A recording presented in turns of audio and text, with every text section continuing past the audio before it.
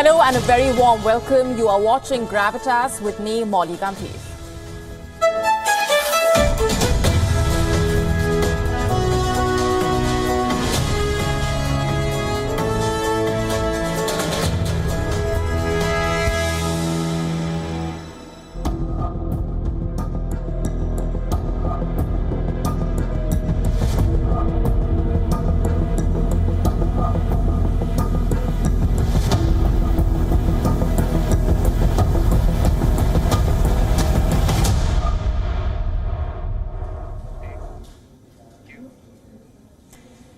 Here on Gravitas, we have been warning you about the potential threat of AI as far as human jobs are concerned.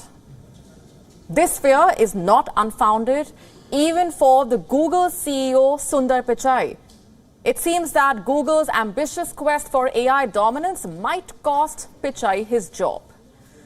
This is all thanks to Google's AI tool, Gemini. It was basically designed to be the most advanced generative AI model. It was supposed to kickstart the real generative AI boom. However, recent events have shattered those dreams for Google.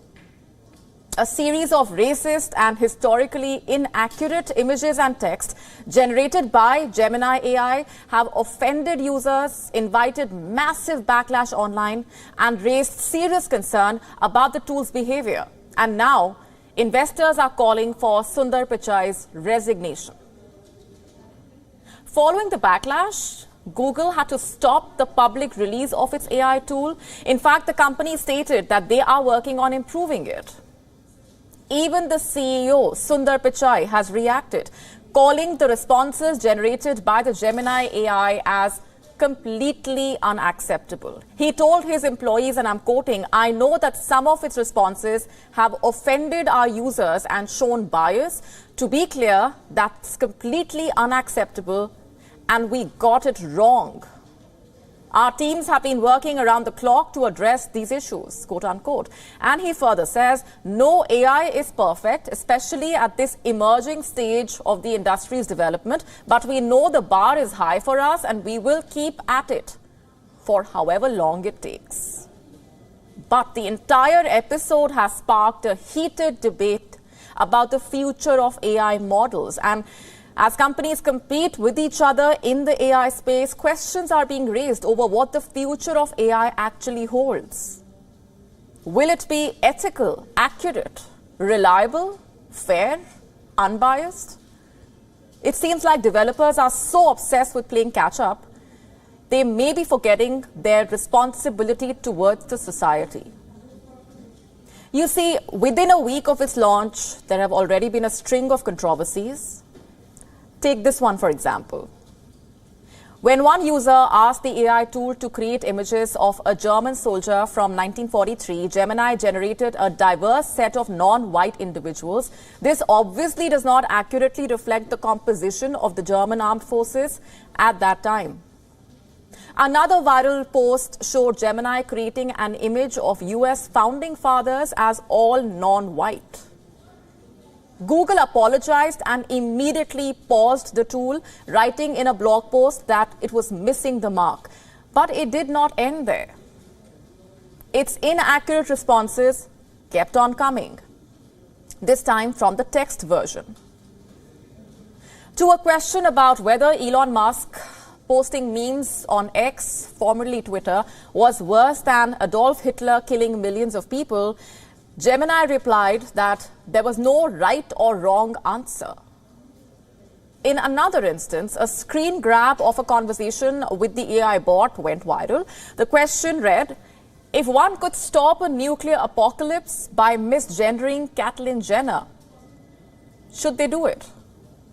Gemini responded, "No, no one should not misgender Caitlyn Jenner to prevent a nuclear apocalypse." CEO Musk chimed in on the discussion, calling the exchange between the user and Gemini extremely alarming. He said, and I'm quoting, "Given that the Gemini AI will be at the heart of every Google product and YouTube, this is extremely alarming." In India as well, Gemini triggered a huge controversy. It invited backlash when, in a response, it labeled policies adopted by the Indian Prime Minister Narendra Modi as fascist. India's Ministry of State for Electronics and Information Technology, Rajiv Chandrasekhar, responded to this, asserting that Google had violated Indian IT laws and several provisions of the criminal code. In a post on the platform X, he stated these are direct violations of Rule 3(1)(b) of Intermediary Rules, IT rules of the IT Act, and violations of several provisions of the criminal code. It appears that in trying to desperately be woke or unbiased, the tech giant has created a huge problem for itself. It has tried so hard to be politically correct that its responses have ended up being absurd, inaccurate, and biased. What's behind this, you may ask? Well, it's the enormous amount of data AI tools are trained on. Much of it is publicly available on the internet, and we all know what that means. It means all sorts of biases are fed by these AI tools. Traditionally, images of doctors, for example, are more likely to feature men. Images of cleaners are more likely to be women. Apart from being sexist, AI tools are also racist. Images of black people are not even recognized as human beings. If this is not bias, what is? You see, AI tools are trained with this data, and that is why, one after the other, they miss the mark. They make embarrassing mistakes. Historically, stories tended to feature and come from men. Women's roles were omitted. That explains the sexism. Now it seems that in trying to offset all this messy human bias, Google's AI tool inadvertently ends up creating more mess. AI tools, including Gemini, backfired precisely because human history is not simple. It's complex. And machines do not understand nuances. And unless you specifically program an AI tool to do that and know that, how would you expect it to make a judgment by itself? On Monday, Demis Hassabis, the co-founder of DeepMind, an AI firm acquired by Google, said that fixing the image generator would be a matter of weeks. However, other AI experts are skeptical about the possibility of an easy fix. This is because there is no single answer to what the responses should be. And this makes it difficult to address issues like bias, representation, lack of diversity. The AI ethics community has been working for years to tackle these challenges. As humans, we still struggle to address these issues. Can Google train its AI tools and algorithms within a few weeks to fix these issues?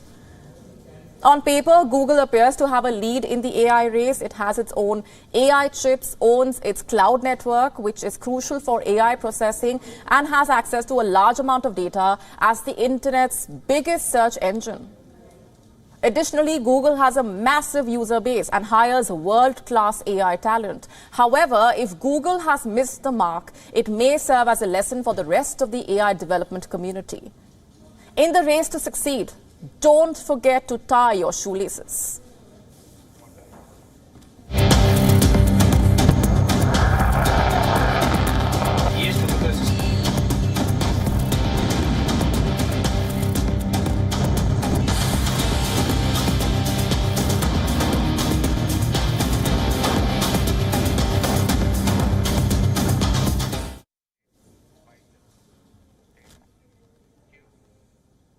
I have a question for you.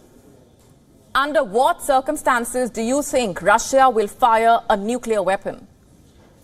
Ever since the war in Ukraine began, time and again, we have come back to that question. In the last 2 years, Russia has held military exercises using nuclear-capable missiles. It has also tested a new strategic cruise missile that is capable of carrying nuclear warheads. I'm talking about Burevestnik. But the question remains, under what circumstances will Russia really end up firing a nuclear weapon? Financial Times claims to have found the answers. It claims to have managed to take a look at some leaked Russian files that are currently with Western intelligence agencies. And what do these files say? Well, they talk about the potential triggers or the potential situations under which Vladimir Putin will press the nuclear button. And here are some of the criteria. 1. an enemy incursion on Russian land. 2, enemy landing on Russian territory. Number 3, the defeat of Russian units responsible for security of the border areas. Number 4, destruction of 20% of Russian strategic ballistic missile submarines. Number 5, destruction of 30% of Russia's nuclear-powered attack submarines. Number 6, the destruction of 3 or more cruisers. Number 7, the destruction of 3 Russian airfields. Number 8, the simultaneous hit on main and reserve coastal command centers. These are some, and I repeat, just some of the situations under which Russia reportedly plans to fire a nuclear weapon. The files reportedly summarize the threshold as a combination of factors where the losses suffered by Russian forces would, quote-unquote, irrevocably lead to their failure to stop enemy aggression. This situation, the files claim, is critical for the security of Russia. Let's just look at Russia's nuclear arsenal. As per the estimates, Russia possesses over 5,800 nuclear warheads, 5,889 to be precise. In fact, Russia has the world's biggest stockpile of nuclear warheads.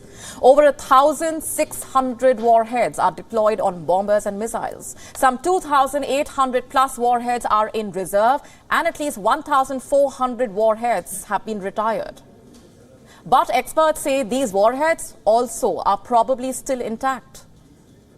Who can give the order to launch these weapons? Putin and Putin alone. It is only the Russian president who has the authority to launch a first nuclear strike. In fact, the so-called nuclear briefcase is with Putin at all times, and experts believe that Russia's defense minister and the chief of the general staff also have similar briefcases. Which one of these briefcases has the nuclear button? Actually, these briefcases help the Russian president communicate with his military top brass and the rocket force. And as per reports, the suitcases have multiple buttons. There is a section called Command. There are 2 buttons in this section, a white launch button and a cancel button.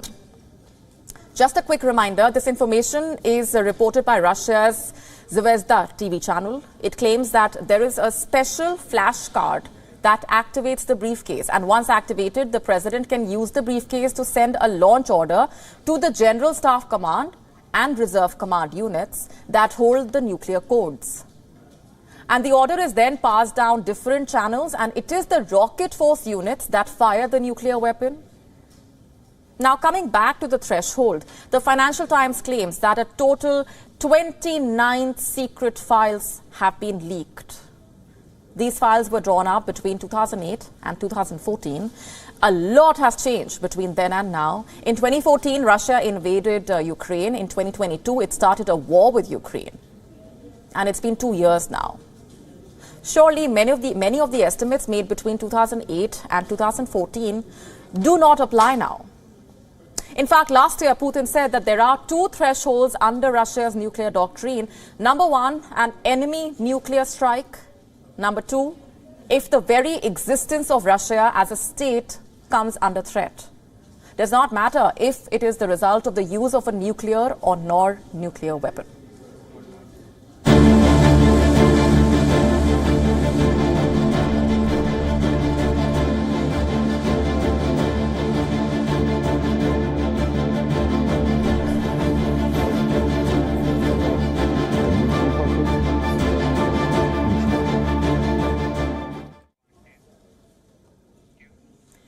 Let's now shift our focus to India. Yesterday's Rajya Sabha polls saw some defections that dealt a major blow to the Congress party, and this has boosted the prospects of Prime Minister Modi's Bharatiya Janata Party as India heads to the polls in the coming summer. Here's what happened. In the election to the Indian Parliament's upper house yesterday, the ruling party, the BJP, got sitting Samajwadi Party MLAs from the state of UP to vote against their party and for the BJP. Prime Minister Modi's party, the Bharatiya Janata Party, made significant progress in strengthening its influence in critical constituencies of the state, particularly Amethi and Raebareli. You see, the defections aided the BJP in securing 8 out of 10 seats in the upper house from the state of Uttar Pradesh. The BJP managed to garner the support of sitting Samajwadi Party MLAs, including the Samajwadi Party Chief Whip, Manoj Pandey. He crossed party lines to endorse the BJP candidates. And this shock shift in allegiance suggests only one thing. The question is Manoj Pandey going to jump ship to the BJP? And if that wasn't enough, 3 Samajwadi Party lawmakers from the Amethi-Raebareli region also defected to support BJP candidates, breaching the Samajwadi Party stronghold and, more importantly, challenging the Congress bastion of Amethi and Raebareli. Now, for the unversed, Samajwadi Party is part of the Congress-led mega opposition bloc. In fact, going into the polls yesterday, the Congress must have been feeling confident because they had just managed to arrive at a consensus on seat division in the electorally crucial state of Uttar Pradesh for the upcoming general election. But Samajwadi Party leaders, much to the shock of the Congress, cross-voted for the BJP. And the impact of the development is likely to be felt outside the Rajya Sabha polls. You see, the state of Uttar Pradesh matters for the upcoming general election, to say the least, especially for the Congress's Gandhi family, because it is supposed to be their bastion. Raebareli and Amethi, former Congress President Sonia Gandhi, after 4 consecutive terms as the Raebareli MP, had vacated the seat, remember, to contest the Rajya Sabha polls from another state, Rajasthan. Now, reports suggesting that her daughter, Priyanka Gandhi Vadra, might be the new candidate of the party from Raebareli. And as far as Amethi is concerned, it has been a Congress bastion since 1967, barring the last 5 years, some in 1970s and the late 1990s. The constituency has always voted either for the Nehru-Gandhi family or a loyalist. Now, for the Congress, Amethi has been more than just a constituency. It likes to call it a bastion, deeply woven into the fabric of the party's legacy. So when Rahul Gandhi lost it to Smriti Irani in the year 2019 by a margin of over 55,000 votes, it was a very significant blow to the party. It marked the end of an era, after all, and challenged the Congress's stronghold in what was considered a safe seat. Now, the Congress has hinted at his anticipated return to his old constituency. Whether he will fight from here remains to be seen. And so the chaos that unfolded in the polls yesterday goes beyond the Rajya Sabha.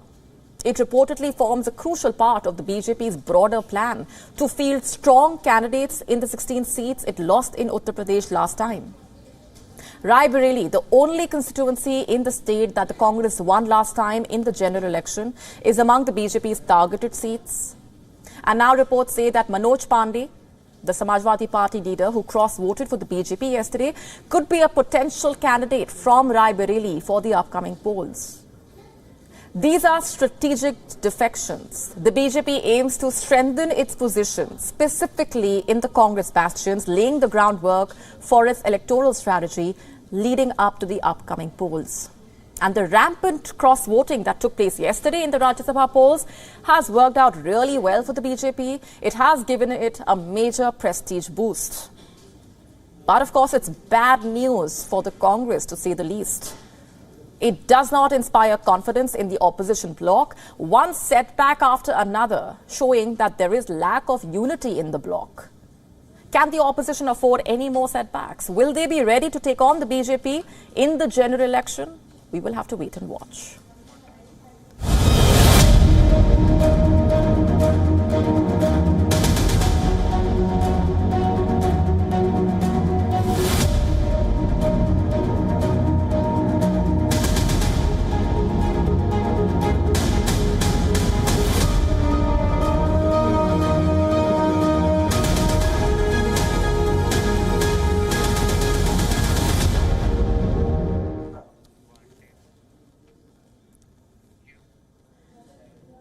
Will Michelle Obama run for the 2024 U.S. election?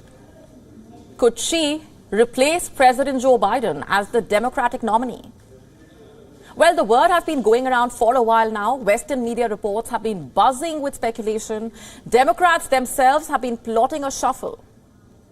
Have a look at this survey report. It was published on Monday. It says almost half of the Democrats 47% to be precise, want to replace Biden with another candidate for the polls. A good 47%. Should Biden be worried? Well, it seems like it. Democratic leaders are publicly rallying behind Biden. Behind the scenes, they are still mulling who could be the best replacement. They need someone who could win a standoff against former President Donald Trump, after all. According to former White House and Pentagon official Douglas McKinnon, if not Vice President Kamala Harris, Democrats could look to a past superstar, and Michelle Obama stands a good chance. Among other options, Obama received 20% support from the Democrats. She beat other candidates, including Vice President Kamala Harris and former Secretary of State Hillary Clinton. Could the former First Lady snatch Biden's ticket? Even the Republicans have floated a similar theory, in fact. Vivek Ramaswamy has doubled down that Democrats will swap out President Biden with Michelle Obama. Trump advisor Roger Stone has predicted the same. In fact, this is what he posted on the platform X. Let me read it out for you. I continue to predict, as I have for well over 2 years, that Michelle Obama will be the Democrat Party nominee for president in 2024. And by the way, to back up his claims, he posted a snippet from a podcast interview. In this clip, Michelle said, and I'm quoting, "I am terrified about what could possibly happen because our leaders matter. Who we select, who speaks for us, who holds that bully pulpit. It affects us in ways that I think sometimes people take for granted." You see, Michelle said that she is terrified. Yes, that's the word she used. Terrified of who would be the next president. It goes without saying that she was alluding to Donald Trump. But was it just a casual remark, or was it strategically driven? Why was Michelle on this podcast to begin with? What was her agenda? She didn't have any book to promote, neither any other event or cause. She mostly spoke about her relationships and married life, but she also squeezed in these political remarks. Why? If we are to go by what political analysts are saying, it wasn't a casual comment made in passing. It was very much deliberate. Was Michelle testing the waters? Was it a message to Democratic leaders?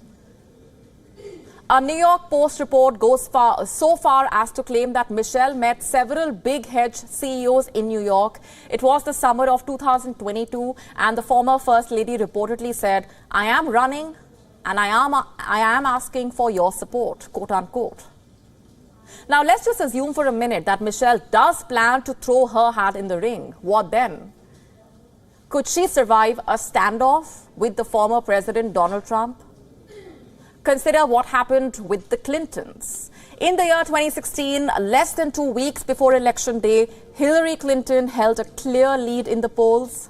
State polls showed Clinton was ahead in the key battlegrounds. Even the data team doing the analytics for the Trump campaign reported that they had just a 15% chance of winning. But then we all know what happened next. Clinton's personal email server scandal boiled over. Her announcement to campaign in Arizona did not help her cause either. After all, Arizona had only voted for a Democrat for president once since 1948. And that was only for her husband, Bill Clinton. Hillary lost to Trump regardless, despite her lead, despite her popularity. Could Obama suffer the same fate at the hands of Donald Trump if Michelle decides to contest? It does seem to be Donald Trump's year.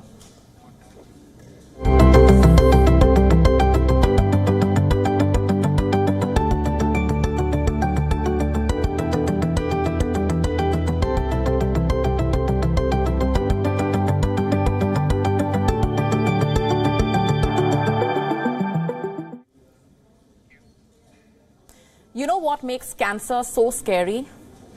In many cases, it is fatal, and even if there is hope for recovery, there is no guarantee that the cancer will not relapse. And what's more, even the hope to beat cancer, the cost is mammoth. Cancer treatment is extremely expensive, in India or outside. And now researchers in a hospital in India claim that they have found an extremely affordable tablet, a groundbreaking tablet that can prevent the recurrence of cancer.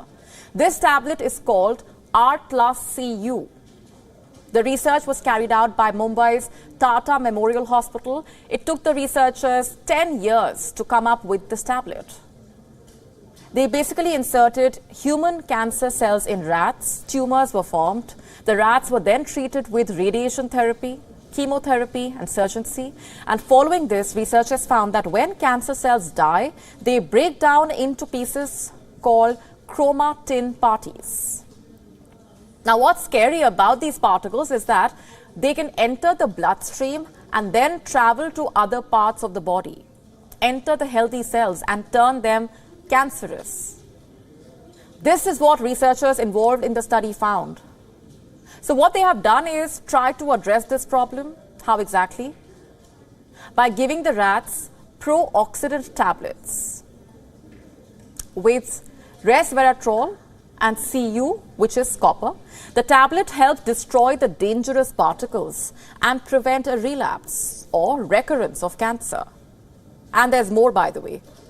This tablet only costs 100 rupees. You heard that right. 100 rupees is what this cancer treatment tablet costs. Do you know how much that is? Just $1.2. Less than half the price of a tall latte, for example. Is this the world's cheapest cancer treatment? Perhaps. So kudos to the team in Mumbai's Tata Memorial Hospital. I'm sure you know that the cost of cancer treatment runs into lakhs and crores of rupees. So what researchers in India have done basically is path-breaking, to say the least. And it does not end there. Researchers claim the tablet also reduces the side effects of cancer treatment, like radiation and chemotherapy. Patients often lose appetite because of these treatments. They lose hair, sometimes develop infection. Some patients start feeling sick or feel tired. There are other side effects as well. This tablet, researchers say, will reduce the side effects by as much as 50%. This, like I was telling you, is the result of a decade's hard work. The tablet is now awaiting the approval of FSSAI, that is the Food Safety and Standards Authority of India. When is that expected? As early as June or July. But to reap the benefits of this tablet, we would have to wait 5 to 6 years.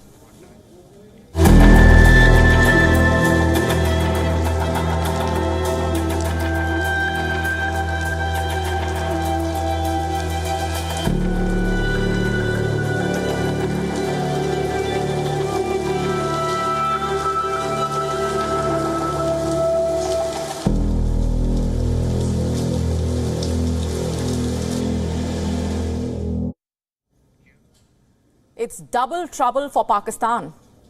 As if its geopolitical disaster was not enough, it has been hit by a geological one. Heavy rains have wreaked havoc in Gwadar, Kech district and other parts of Balochistan. The Gwadar district administration, in fact, has declared a state of emergency. Rescue and relief operations are underway. Our next report telling you more about what's happening on the ground. For the last 24 hours, parts of Pakistan's Balochistan have been battered by rain. Gwadar and Kech districts stand submerged in water. Met officials say there was 100 millimeters of downpour in just 12 hours. There have been no casualties so far, but the Gwadar district administration has declared a state of emergency. Paramilitary forces have been called in to help the district administration. Rescue and relief operations for the affected people are underway. Boundary walls and roofs of several mud houses have collapsed in many areas. Flash floods have rendered hundreds of people homeless. Floodwaters entered residential and commercial areas. Roads of Gwadar are in a pond-like situation. Traffic has been disrupted. Inter-district roads have been washed away, cutting off Ormara, Pasni, Jewani and Sarbandan from Gwadar. A portion of the coastal highway linking Gwadar port with Karachi and other areas has also been flooded. The Accra Core Dam has filled up to more than its capacity. Its spillways have been opened to release floodwater and save the dam structure. The same has happened with the Turpat Mirani Dam. This is the heaviest rain spell in Gwadar district since 2010, when heavy rains were triggered by a cyclone that hit the area. Meanwhile, the Pakistan Met Department has forecast torrential rainfall and heavy snowfall in various parts of the country from February 29th to March 2nd. This includes Khyber Pakhtunkhwa, Gilgit-Baltistan and the capital Islamabad. Isolated hailstorms are also likely. Simply put, Pakistan needs to brace itself for stormy weather ahead. That too at a time when it is already under the weather, dealing with a political storm. Bureau Report, WION World is One.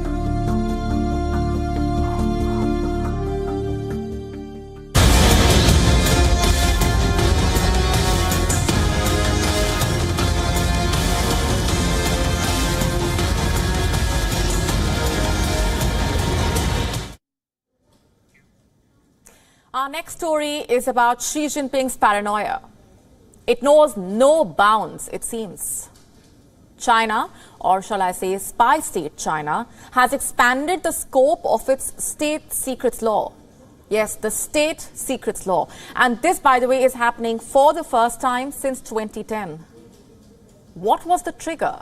And what will the expanded law really cover? In 2 words, work secrets. You got that right. In fact, China's top legislative body passed the revised law on guarding state secrets on Tuesday. And when does it come into effect? The 1st of May. And what exactly would this expanded law mean for the people on the ground? Basically, the move reeks of Xi Jinping's paranoia, his sharpening focus as far as national security is concerned, to the extent that he would clearly go to any lengths. And by the way, this focus on national security has already resulted in updates to the anti-espionage law last April. There has been rising concern over what all this means for the business community. The thing is, this tightening of grip by the state makes it tricky for companies. Why is that? Because it might hamper their ability to get information that would be required for decision making. You know, in relation to their China operations, for example. So what does this expanded law entail? What exactly would the inclusion of work secrets come down to?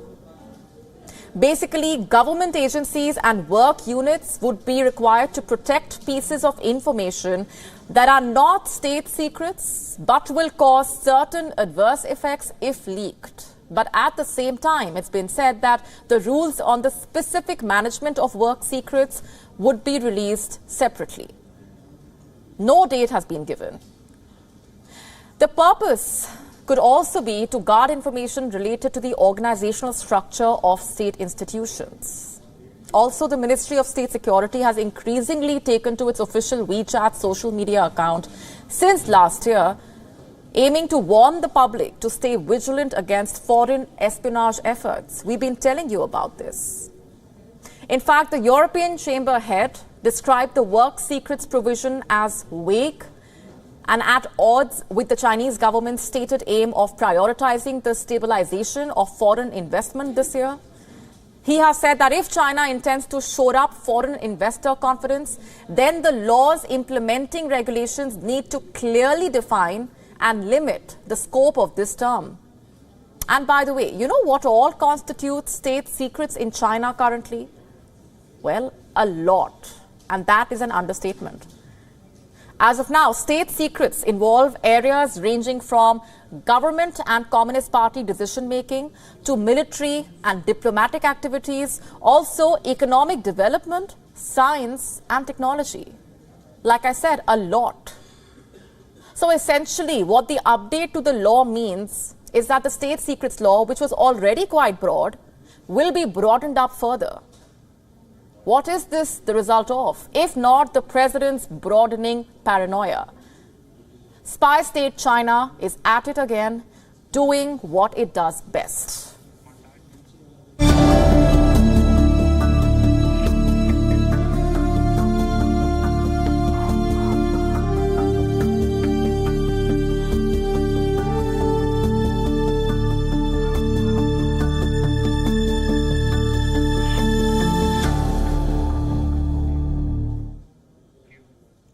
If you are a burger lover, this story might hurt your love for cheese and burgers. Maharashtra, India's state, is expanding its investigation into the use of cheese alternatives in fast food products.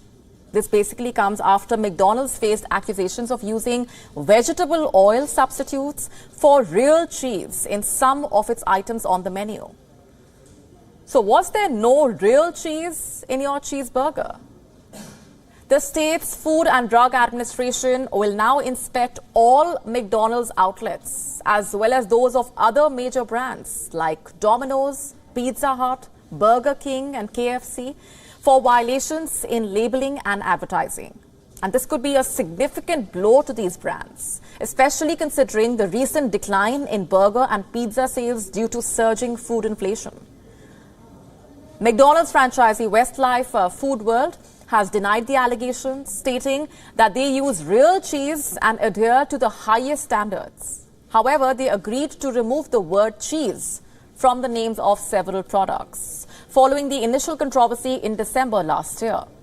FDA has the authority to suspend licenses of restaurants found to have misled consumers through labeling or advertising practices, and this raises concerns for other fast food chains that may be using similar cheese alternatives without proper disclosure.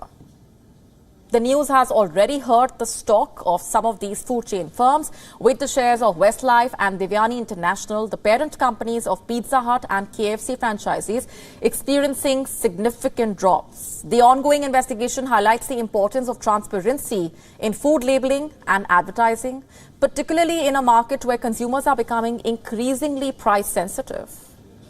So the real question is, how will McDonald's and other fast food chains' cheesy affair end? Did they really use something else? With the investigation will reveal the answers to these questions.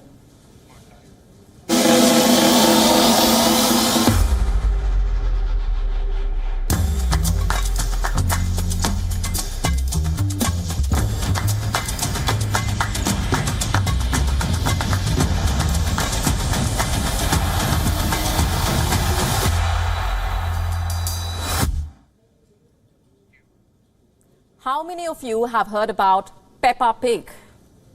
Children around the world love this cartoon. She's pink, funny and entertaining. What's not to like, right? But American parents think otherwise. They have a long list of why Peppa Pig should be a big no-no for their kids. A long list of reasons for that. Young parents in America are accusing Peppa Pig of teaching their children the wrong kind of lessons. They feel that the show features scenes that encourage rudeness and impatience. And this has become a cause of concern for parents who often leave their children in front of TV sets or with iPads to watch their favorite cartoon, only to see their little ones adopting Peppa Pig's British accent and mannerisms. From fat-shaming her father to treating her friends with unkindness, these are some of the obnoxious habits that Peppa Pig has been accused of. Parents are also claiming that Peppa Pig is often mean to her younger brother and talks back to her parents. And unfortunately, she is not reprimanded for her insensitive words. And this means that children feel that her behavior is acceptable and even end up imitating her. However, some parents have defended the show, saying that Peppa behaves like any other 4-year-old. She's whiny, cries when she loses to her friends, and is still learning the ropes of what is socially acceptable. You may ask, how have Peppa's actions drawn attention only now, especially considering that the show has been airing since 2004? Well, the negative response can be due to the fact that parents are more conscious now about the kind of content that their children are consuming, maybe. The increasing amount of research also as far as child development is concerned could be another factor influencing the decision taken by parents. The third reason could also be the ever-increasing cancel culture. Hasbro, the company that owns Peppa Pig, has responded to the criticism, saying that they are aware of the backlash the show is facing. Interestingly, they have a different take on the situation. Talking about Peppa's portrayal, Hasbro's senior vice president said, and I'm quoting, "Peppa has natural, authentic reactions to the world and has the ability to express how she feels. Some parents may see it as too direct or rude. We see it as self-assertive and self-confident, unquote. But this is not the first time a cartoon has been in the spotlight for portraying inappropriate behavior. Japanese Shin-chan had also quoted a lot of controversy when it launched in India in 2006. Parents basically complained that its content was not only vulgar but even featured suggestive nudity. The show, which was loved by all ages, was banned in the country in 2008. An edited version of the show was released a year later. And this entire conversation surrounding Peppa Pig raises the question, should children be allowed to spend time with this pig, or should they look for better on-screen friends, or reduce their screen time altogether and step out to play? New Zealand is set to repeal its law prohibiting tobacco sales to future generations. The decision comes despite concerns raised by experts regarding the potential risks to public health. Our next report telling you more. New Zealand is repealing its law banning tobacco sales for future generations on Tuesday, the government said. That's despite researchers and campaigners warning of the risk that people could die as a result. The anti-tobacco sale rule, which would have been a world first, was passed under former Prime Minister Jacinda Ardern's administration, aimed at preventing thousands of deaths related to smoking a year and meet the country's smoke-free goal. But New Zealand's new coalition government, elected in October, confirmed the repeal will happen on Tuesday as a matter of urgency, enabling it to scrap the law without seeking public comment, in line with previously announced plans. The proposal was originally set to take effect July this year. It would have banned young people who were born after January 1, 2009 from buying cigarettes for life, making it one of the toughest anti-tobacco rules in the world. The revoke of the plan has been heavily criticized over its likely impact on health outcomes in the country. People are also worried that it could have a greater impact on Maori and Pacifica populations, as those groups have higher smoking rates. An associate health minister said the coalition government was committed to reducing smoking, but was taking a different regulatory approach to discourage the habit and reduce the harm it caused. On that note, it's a wrap on this edition of Gravitas Tonight. This is me, Modi Gambhir, signing off. Thanks very much for watching. We're leaving you with Gravitas images. Good night.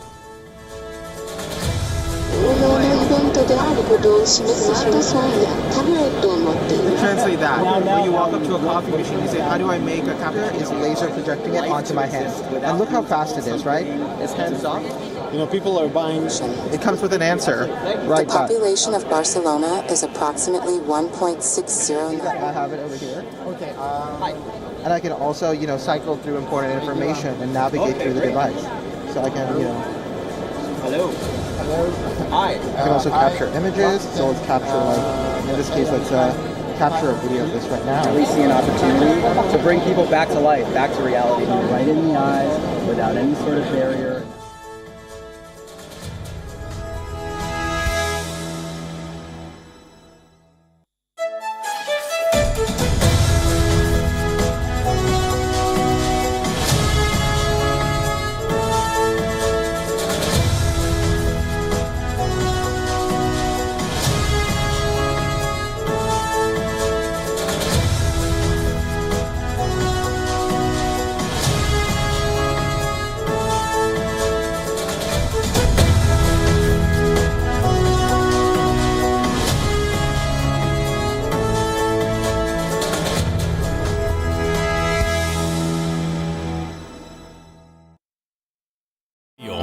India's global voice, the channel that brings you the biggest stories from across the world through India's lens.